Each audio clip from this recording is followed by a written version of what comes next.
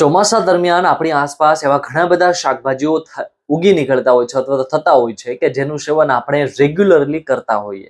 જેમાં હું 8 થી 10 શાકભાજીઓના નામ લઈશ. જેમાં આપણે કંટોલાનું નામ સૌથી પહેલા આવે. કંટોલા આપણે આ ચોમાસા દરમિયાન ખૂબ ખાઈએ, એના ફાયદાઓ ખૂબ જ છે. બીજું આવે છે કારેલા, એના ખૂબ જ સારા ફાયદાઓ છે. દૂધી, તુરિયા, ગલકા, અલગ અલગ પ્રકારના ઘણા શાકભાજીઓ છે જે વેલાવાળા છે, જે ભાજીઓ છે, જેમાં પાલકની ભાજી છે, મેથીની ભાજી છે, ડાંભો છે, એવી ઘણી બધી વસ્તુઓ આપણે ખાતા હોઈએ. એમાં એક ઔષધિ સારું એવું શાકભાજી કે જેનું સેવન રેગ્યુલર આપણે 2-3 મહિના માટે કરીએ છીએ, અને ખાસ કરીને ભાદરવામાં આનો ઉપયોગ ખૂબ જ લાભદાયી ગણવામાં આવ્યો છે. એ શાકભાજી કે જેનું મેં નામ આગળ લઈ લીધું છે એ છે ગલકા. આના ફાયદાઓ તમે કદાચ ઓછા સાંભળ્યા હશે, એટલે આજે આના ફાયદાઓ વિશે હું તમને 2-3 મિનિટ વાત કરીશ. આ વિડીયોને બધા સુધી શેર કરજો, ચેનલને સબસ્ક્રાઇબ કરજો. દોસ્તો, ગલકાની અંદર વિટામિન સી ભરપૂર માત્રામાં જોવા મળે છે. આમ તો કોઈ પણ લીલા શાકભાજી હોય કે વેલાવાળા શાકભાજીઓ હોય એની અંદર વિટામિન સી જોવા મળે જ છે. અને વિટામિન સી છે આપણી રોગ પ્રતિકારક શક્તિને મજબૂત કરવા, રોગો સામે લડવા માટે ઉપયોગી સાબિત થાય છે. ચોમાસા દરમિયાન ખાસ કરીને ભાદરવા મહિનામાં ઘણા બધા રોગો આપણા શરીરમાં થતા હોય છે. ખાસ કરીને તાવ છે, વાયરલ ઇન્ફેક્શન છે, શરદી, ઉધરસ, કફ, આ પ્રકારની બીમારીઓ છે આપણને થતી હોય છે. આ બીમારીની સામે લડવા માટે વિટામિન સી થી ભરપૂર શાકભાજીનું સેવન કરવામાં આવે છે. એમાં ગલકાની અંદર સારું એવું વિટામિન સી રહેલું છે કે જે રોગપ્રતિકારક શક્તિને વધારે છે. તમારા કફને ઓછો કરવાનું કામ કરે ગલકા.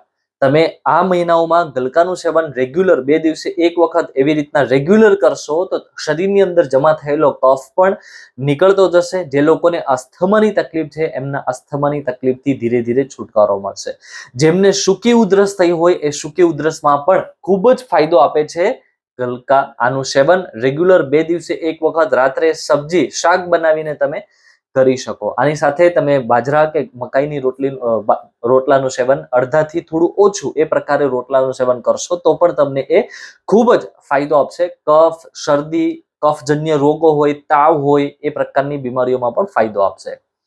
ગલકાનું સેવન કરવાથી આપણા શરીરમાં જે લોકોને સ્થૂળતા હોય, વજન વધારે હોય, ફેટ વધારે હોય, એ લોકોનું ફેટ ધીરે ધીરે ઓછો થાય છે.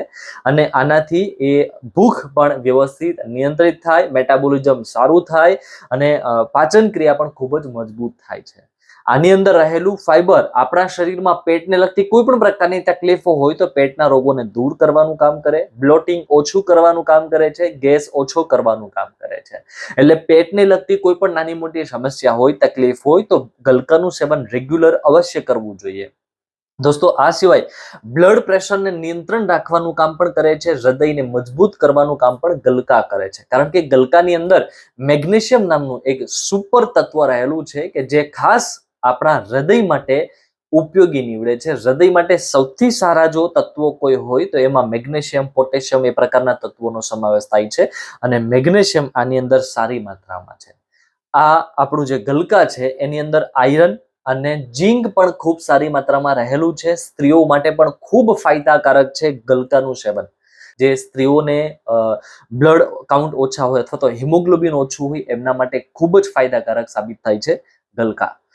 જે લોકોને માથાના રોગ હોય, જે લોકોના કમળો થઈ ગયો હોય, કમળાના કારણે શરીરમાં લીવરની તકલીફ થઈ હોય, લીવરના કારણે જ કમળો થાય, મતલબ લીવર ખરાબ થવાના કારણે, લીવરની તકલીફ થવાના કારણે, અમુક તાવમાં ઇન્ફેક્શન થવાના કારણે પણ આ પ્રકારની તકલીફ થતી હોય તો ગલકાનું સેવન કરવાથી કમળાની તકલીફ પણ દૂર થાય, માથાના રોગો પણ દૂર થાય, બ્લોટિંગ, ગેસ, વજન વધારો હોય તો વજન પણ ઓછો થાય, હૃદય તમારું મજબૂત થાય. આ પ્રકારની ઘણી બધી તકલીફોમાં તમને ગલકા છે એ ફાયદાકારક સાબિત થાય છે. આ વિડીયો બધાને શેર કરો.